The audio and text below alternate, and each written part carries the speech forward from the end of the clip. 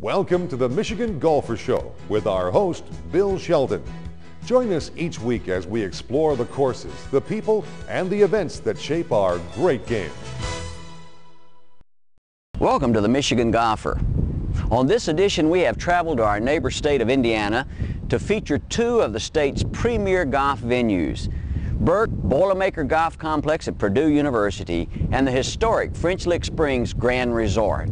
First, Doug Hill, Director of Golf, and Jim Scott, Course Superintendent, tell us about Purdue's two golf courses, the Ackerman and the Campen. Hello, and I'd like to welcome you to the Birck Boilermaker Golf Complex at Purdue University. My name is Doug Hill, and I'm the golf professional here at our 36-hole facility that sits on Purdue University's campus. We have two very unique golf courses at our facility. One is our new Pete Dye designed Campen golf course and our Ackerman Hill golf course as well. Both are 18-hole courses and offer a challenge to all the golfers around the world. What I'd like to do is I'd like to introduce as well to you Jim Scott, our golf course superintendent, who has taken care of both these courses for the past 6 years and also was a main contributor in the project of building the new Dye Campen course. Jim? Thank you, Doug. Here at Birck Boilermaker Golf Complex, we have 36 holes. The Ackerman Hills course consists of 18 holes, bluegrass fairways, bluegrass tees, and bent grass greens with bluegrass roughs.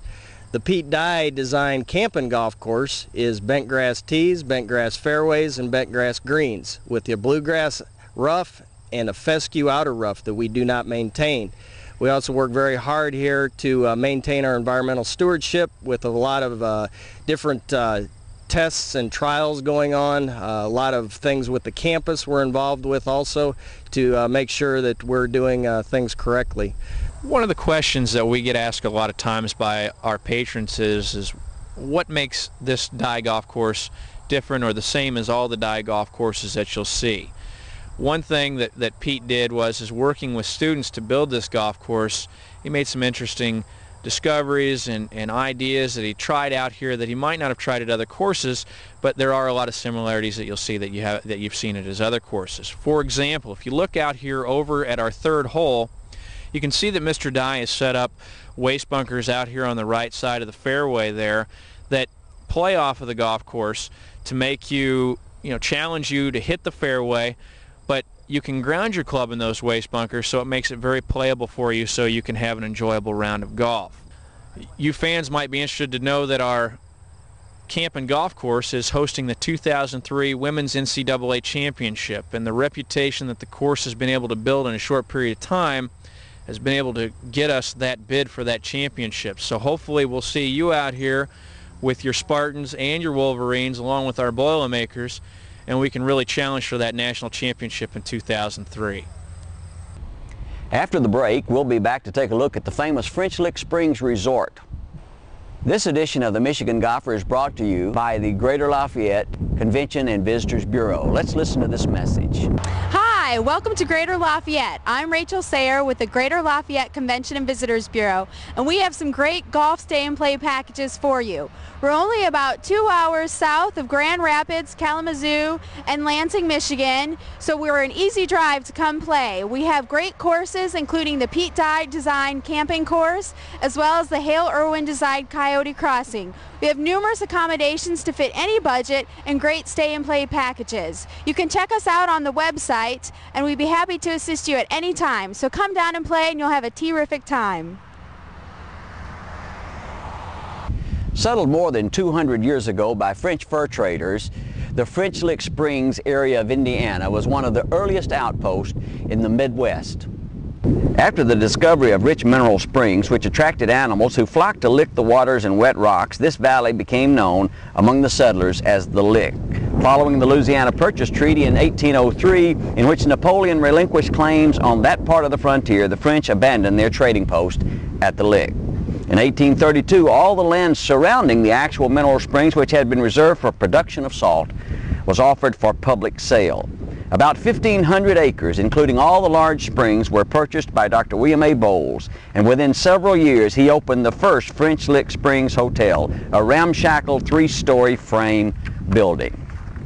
Today, French Lick Springs Resort rests on some 2,600 acres in the breathtaking Hoosier National Forest. Newly acquired by the Birck Lodging Company, the resort eagerly embraces a new beginning. The current facility includes 470 rooms and boasts 2 superb golf courses. Badminton, volleyball, horseshoe, shuffleboard, and many other activities await the guest. A rich and colorful history included such famous names as John Barrymore, Clark Gable, Bing Crosby, President Roosevelt, the Trumans, the Reagans.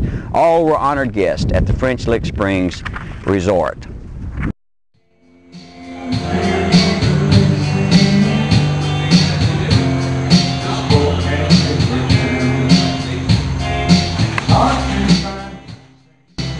Walks around the hotel garden will lead you past the famous gazebo which houses the Pluto Mineral Water Springs. Each turn in the garden path reveals more color and a relaxing atmosphere.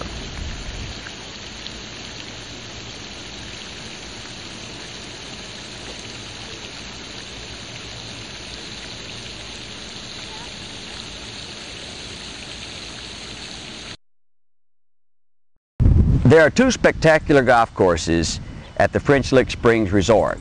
The Valley Golf Links course, in place since 1907, offers breathtaking scenery, the perfect course for intermediate golfers. The Donald Ross designed Country Club Hill course features the Masters trademark hills and valley and rolling springs for an unforgettable golf experience. To tell us about the course is Dave Harner, Director of Golf. We're standing on the 16th tee at the French Lick Country Club, or French Lick Hill course, and it's our shortest par 3. This hole's been restored to the original Donald Ross design. Ross designed the course in 1919. It was opened in 1920. As you can see, the bunkering is very typical of a Donald Ross design, as well as the undulated green, and we've added a few wildflowers to give us some color. This hole follows the longest hole on the golf course, the 620-yard par 5 15th. That's as long a par 5 as I want to try today.